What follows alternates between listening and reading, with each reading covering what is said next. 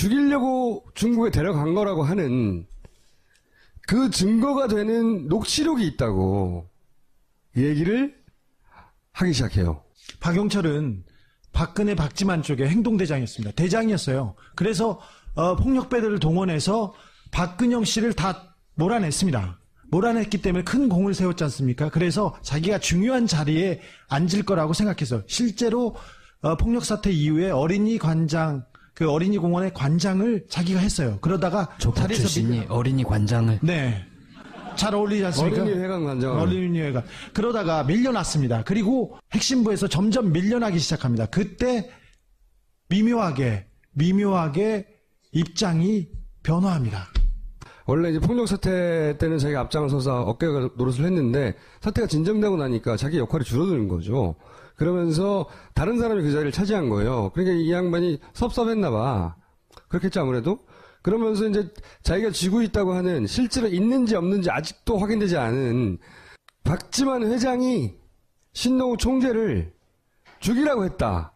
그 명령을 내가 이 기록으로 통화 녹취로 가지고 있고 그 녹취는 캐나다에 있는 가족이 캐나다에 있었거든요. 캐나다에 두고 있다. 뭐 이런 이야기를 하기 시작하는 와중이었어요.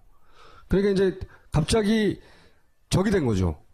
이 재판이 진행되는 과정에. 녹취록을 가지고 고소를 합니다. 누구를 고소했습니까? 그 사실을 박용철이 2010년 9월 1일 날 법정 증언을 합니다. 네. 법정 증언 기록이라는 걸 가지고 제가 고소를 했기 때문에 그거는 결코 무효가 될 수 없습니다.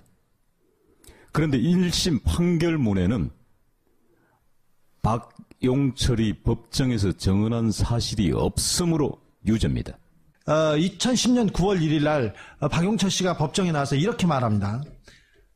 박지만 회장의 비서실장이죠. 정용희 비서실장이 나에게 박지만 회장님의 뜻이다라고 이야기한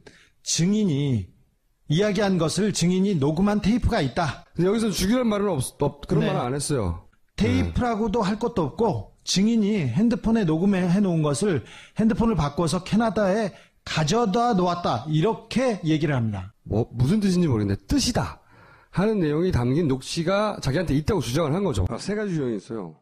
죽거나 다시는 만날 수 없게 되거나 이 경우는 죽었는지 해외로 도망가는지 알 수가 없는 거고 혹은 감옥에 일시적으로 가거나 이런 정도의 유형이 있어요. 한국에서 그 사건에 관여했던 조폭 중에 하나가 저를 도와준 사람이 있었습니다.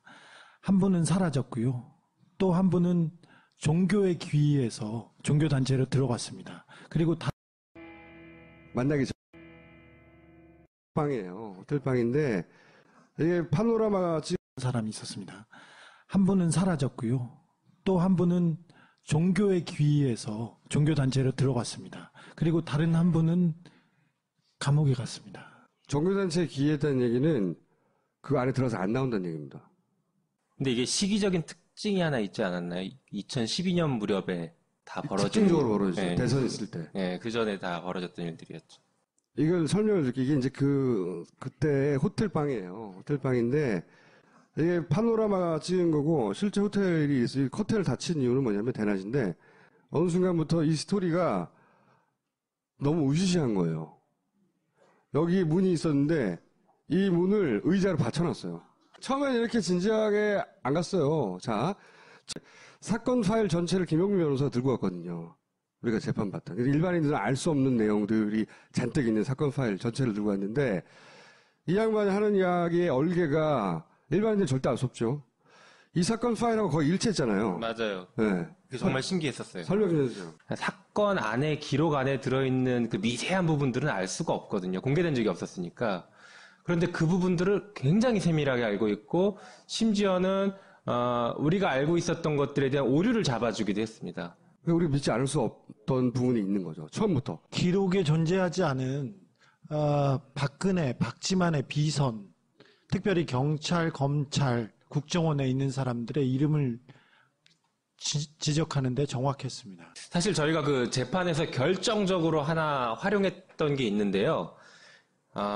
이게 사망한 그 박용철 씨, 박용수 씨가 죽기 직전에 같이 가서 술을 마셨다라고 하는 스텝바라는 게 계속 나오거든요. 그것이 알고 싶다 보신 분은 알겠지만 존재하지 않는다. 나중에 알고 봤더니 네. 그 스텝바. 네, 그 스텝바에 대해서 저희가 한참 얘기했더니 거기가 아니라는 식으로 얘기를 하는 거예요. 우리 스텝바를 알고 있었거든요. 그중에서. 거기가 아닌 다른 바를 얘기를 하더라고요. 거기에 피아노가 있다라고 하면서 매우 구체적으로 그 바를 얘기하고 위치, 뭐 누가 운영하는지 이런 것들을 그림도 얘기하고. 그려서 그림도. 이렇게. 네. 그래서 저희가 사실 조회를 신청했더니 정말로 강남구에 스텝바라는 게 존재하지 않았고요. 그러면 그 당시 스텝바에 같이 있었던 사람이 3명 있었거든요. 박용수, 박용철, 황모 씨. 황모 씨를 증인으로 불러보자 했더니 라면 먹다 돌아가신 그분이 황모 씨였던 거예요. 2012년 9월 달인데 주준이의 전공이 유경재단이었거든요. 계속 유경재단 분쟁을 추적하고 있는데 주요한 사람 2명이 갑자기 죽어버린 거예요.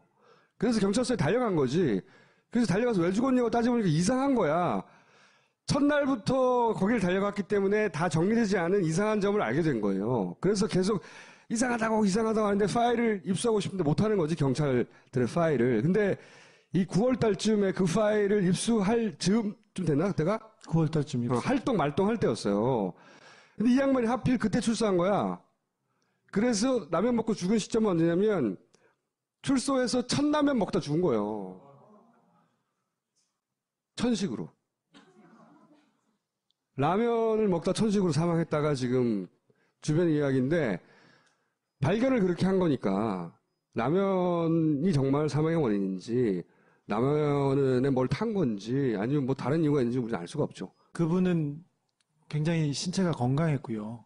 청량리 한 조직의 보스의 아들이었고 자기도 그 부하 직원들을 데리고 다니는 작은 단체의 행동대장이었어요. 이 사건이 얼마나 무섭냐면 이 사건을 알 법한 사람들이 없어요, 이제. 알 법한 사람들이 죽거나 네. 몇 년간 보이지 않거나